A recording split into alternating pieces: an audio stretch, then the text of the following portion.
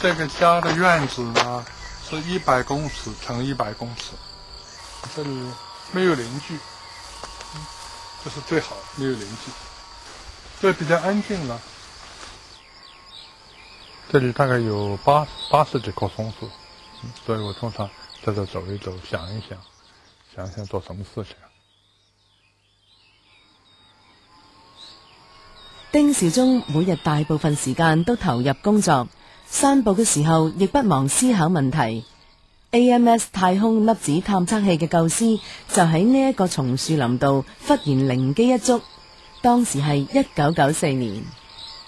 就常常想宇宙是怎麼來的，到底有沒有反物質組成的宇宙？最後這終於想出一個辦法來怎麼做的。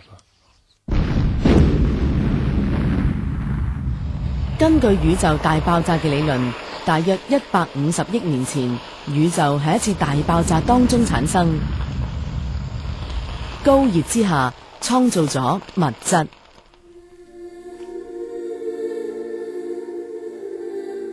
假設宇宙是大爆炸來的，爆炸以前是真空，什麼都沒有，爆炸以後有物質，就應該有反物質，因為物質反物質加起來才變成零。丁肇中嘅實驗係要將 AMS 探測器由穿梭機送去國際太空站安裝，然後用至少3年時間去探測宇宙中嘅反物質。因為太空裡面有反物質存在的話，它會產生很多的反原子核，根據計算至少有10幾個會到 AMS 裡面來，假設10幾個你一個都沒有找到，表示是不存在的，找不到的話就比較嚴重了。就是說我們對大爆炸理論並不完全了解。AMS 將會係國際太空站首次嘅大型科學實驗。美國太空總署一早已經答應提供穿梭機協助運送，但係2003年2月，穿梭機哥倫比亞號重返地球，穿越大氣層嘅時候，突然解體。意外令到美國只係剩翻3架穿梭機，而到咗2010年，目前嘅穿梭機都要退役。由於飛行次數減少，而依靠穿梭機攜帶升空嘅儀器設備有好多，美國太空總署需要作出取捨。This cannot be changed anymore. End of 2008, we have to leave. 舊年4月，丁肇中同各個合作單位舉行定期會議。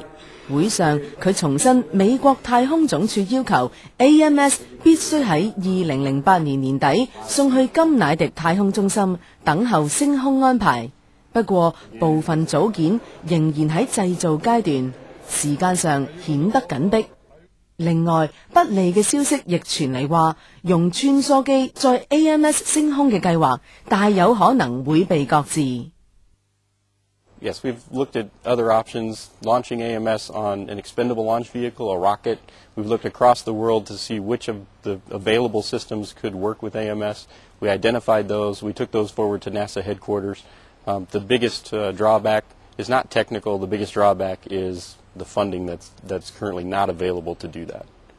他們問我你對 AMS 用火箭有什麼看法？我的回答說，這個 AMS 的設計是照航天飛機設計的，要做火箭的話可能要修改，這是你的事情，不是我的事情，因為你的任務是把我們帶到天上去。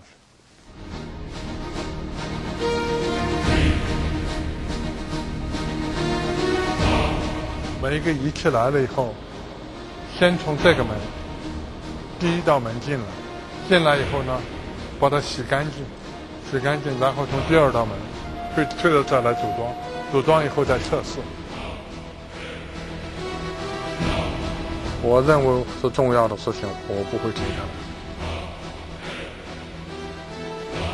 我想，假使有這種個性是遺傳的話，可能來自於我的母親和外祖母，因為我母親的父親到日本，早年到日本留學以後呢，